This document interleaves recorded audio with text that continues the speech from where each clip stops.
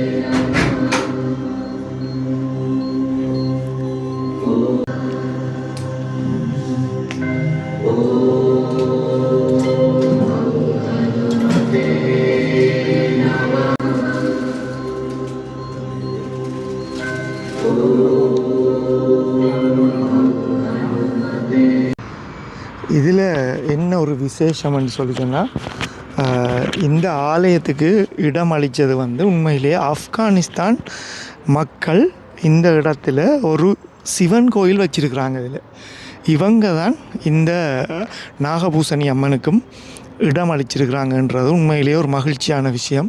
இதுக்குள்ளே ஆப்கானிஸ்தான் மக்களுடைய சிவன் கோயில் இருக்குது. முடிஞ்சால் நாங்கள் அதையும் பார்ப்போம் வாங்க.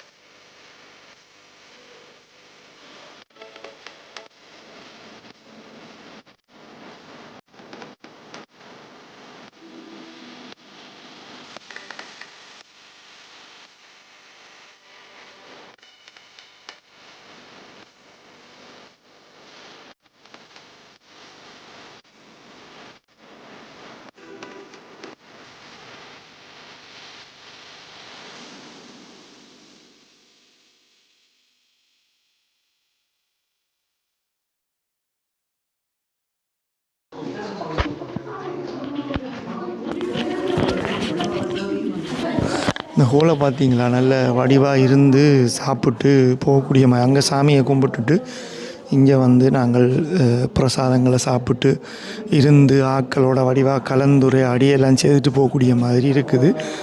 வாங்க பார்ப்போம். பாருங்கள், எல்லாத்தையும் நல்ல வடிவாக ஆர்கனைஸ் பண்ணி வச்சுருக்குறாங்க. குடிக்கக்கூடிய தண்ணியிலேருந்து, இந்த காஃபி மெஷின்லேருந்து, இந்த எல்லாமே ஆயத்தம் பண்ணி வச்சுருக்காங்க. உண்மையாக நல்ல வடிவாக இருக்குது. வணக்கம், ஹலோ, நமஸ்காரம். பிரசாதம் எல்லாம் இங்கே இருக்குது. ஆலயத்தில் எழுதியிருக்கு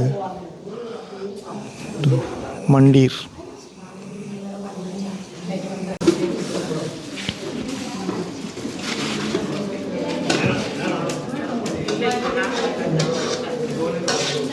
அப்படி நீங்கள் இந்த ஆலயம் இன்றைக்கு இந்த நாகபூசணி அம்மன் ஆலயம் திறந்துருக்கு இன்றைக்கு நீங்கள் எஸ்ஸனா?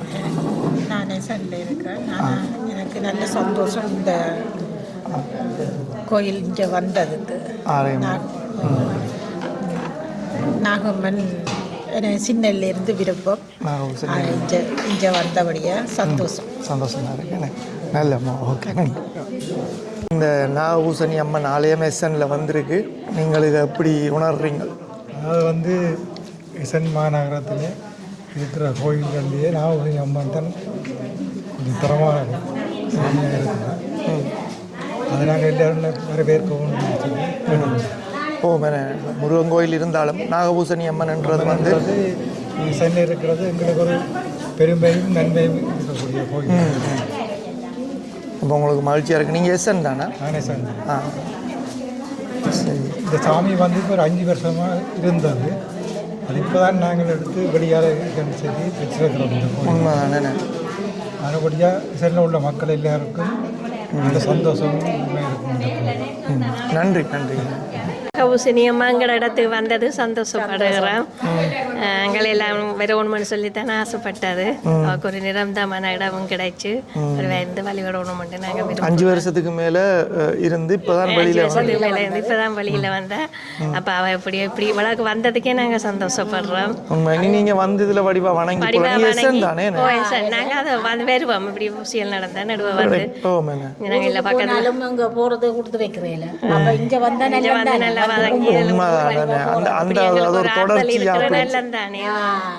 எல்லாரும் ஆதரிச்சு தந்து நாங்க இங்க பக்கத்துல முருகனும் இருக்கிறபடி அங்க போற மாதிரி இங்கேயும் வந்து மாறி வந்து இல்ல மக்கள் எல்லா கோயிலுக்கும் போறாங்க. எல்லாத்தையும் நாங்க ஆதரிச்சு எங்களை அதை அப்படியே கொண்டு போறது ஒரு நல்ல விஷயம் தான். நம்ம இந்த இடம் வழி ஒரு கோயில் இருக்கிறது நல்லது தானே. அப்படிதான் அந்த டோட்மூண்ட்ல வந்து ஆரம்பத்தில் ஒரு கடை வந்து 2வது கடை வரைக்கும் என்னடா அடிக்கடி ஒரு பக்கத்தில் துறக்குறாங்கள்ட்டு. இப்போ போனீங்களாண்டா எல்லா கடையும் ஃபுல். தமிழ் கடையை சொல்கிறேன், எல்லா சாப்பாட்டு தமிழ் கடையும் ஃபுல். பார்க்க சந்தோஷமா இருக்கு. அது உண்மையா அப்படி எல்லா ஆலயங்கள்லையும் மக்கள் போய் வழிபடுற அளவுக்கு இருக்கு. எல்லாரும் ஒத்துழைச்சு நல்ல இதாகவே ஓடும். ஒற்றுமையா இருந்தா சரி. இல்லை தமிழாக்களை பார்க்குறதே நாங்கள் கொடுத்தல வைக்கணும். பிள்ளைகளுக்கு மறைமுகப்படுத்தி தமிழாக்கள் கதைச்சு பேசி தமிழ்ல கதைக்கிறது அவ்வளவு வெற்றி. ஆலயங்கள் இருக்கைக்குள்ள பிள்ளைகளை கூட்டிட்டு போறது, அதுகளுக்கு காட்டுறது பக்கத்துல இருக்கைக்குள்ள நல்ல தானே. இன்றைக்கு வந்தாங்க, நீ நாளைக்கு திருப்பி இங்க வந்துட்டு இனி தொடர்ந்து வடிவா நடக்கும். வாங்க போய் பார்ப்போம். உங்களுக்கு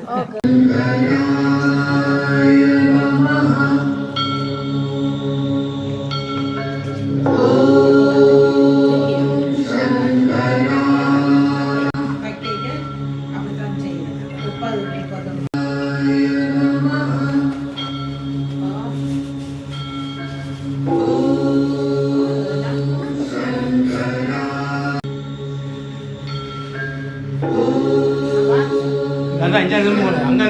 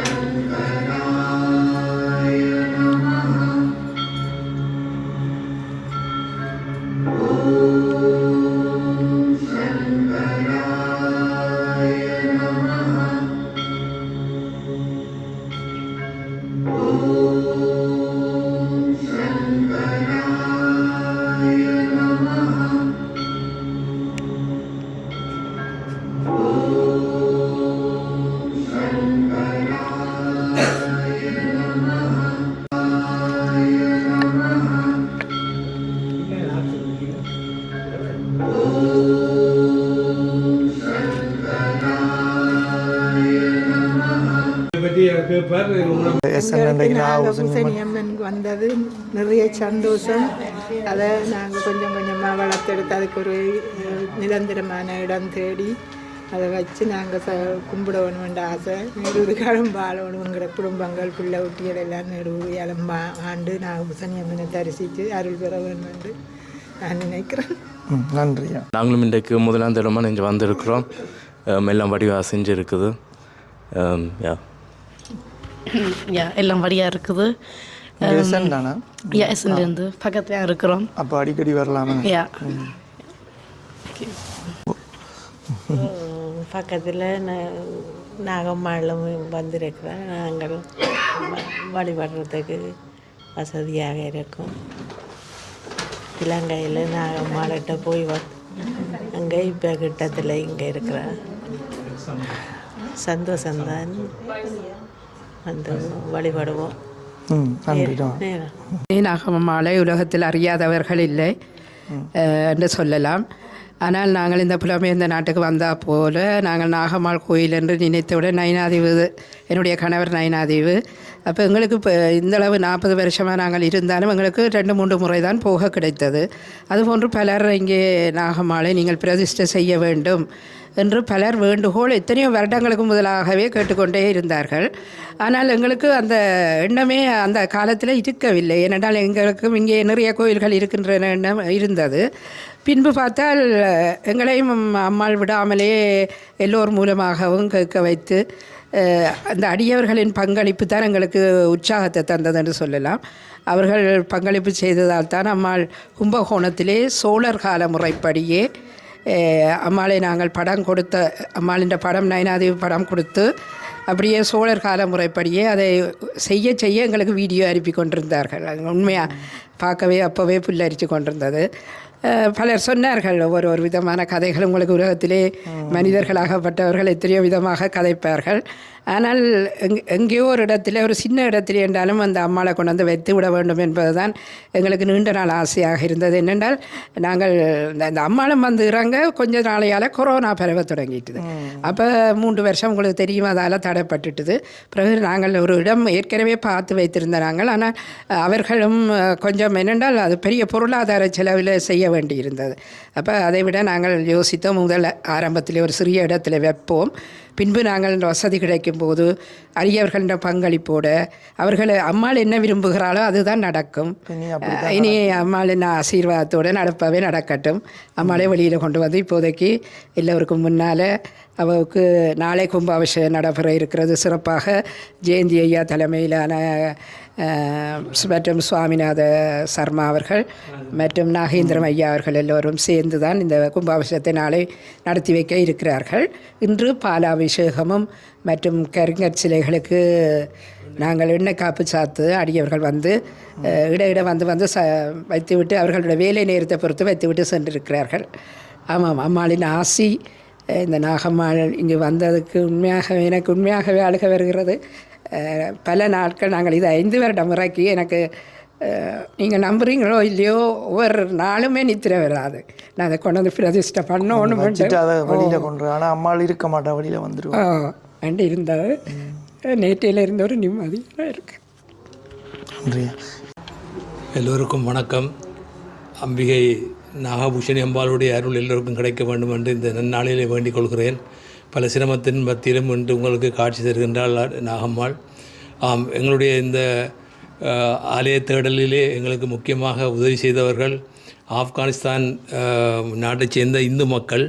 இந்த வளாகத்தை தந்து, அதாவது இந்த ஹிந்து டெம்பிள் என்ற வளாகத்துக்குள்ளே அமைந்திருக்கின்ற பார்வதி அம்பாளுடைய சன்னிதானத்தில் இருந்து இப்பொழுது நாங்கள் பேசி கொண்டிருக்கின்றோம். இங்கே தான் கும்பாபிஷேகம் நடைபெற இருக்கிறது.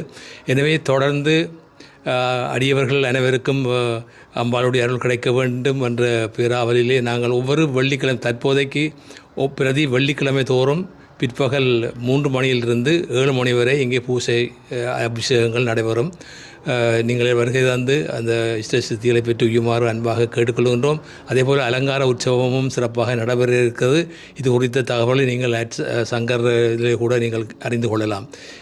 உங்களுக்கு இதுவரை உதவி செய்த அடியவர்கள் அனைவருக்கும் அம்பாளுடைய திருப்பாதங்களை வணங்கி அவர்களுக்கு அருள் கிடைக்க வேண்டும், எங்களை விட அவர்கள் நன்றாக வாழ வேண்டும் என்பதுதான் எங்களுடைய நோக்கம். அந்த வகையிலே இந்த ஒலிப்பதிவை செய்து கொண்டிருக்கின்ற அன்புக்குரிய தம்பி சங்கர் அவர்களுக்கும் உங்களுடைய நன்றிகளை தெரிவித்து அமைகின்றேன். நன்றி, வணக்கம். நன்றி.